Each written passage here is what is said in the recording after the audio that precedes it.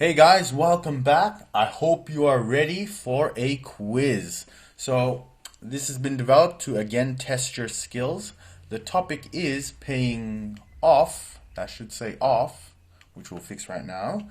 Paying off a credit card. Don't worry, there's no formulas that you have to do. It's simply cleaning up the information using the tools we've learned in this section. So let's go through the things that you have to learn.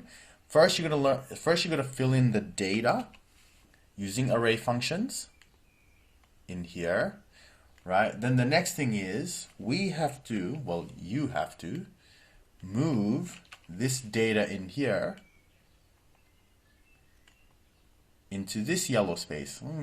Maybe a cut, copy, and paste will be useful there. Just a little note.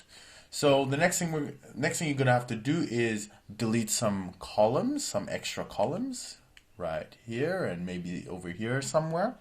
Then we're gonna create a copy of this sheet and then view those files horizontally, those two sheets. So good luck, guys. Do your best. If you're not sure about some of them, revisit some of the lectures and good luck.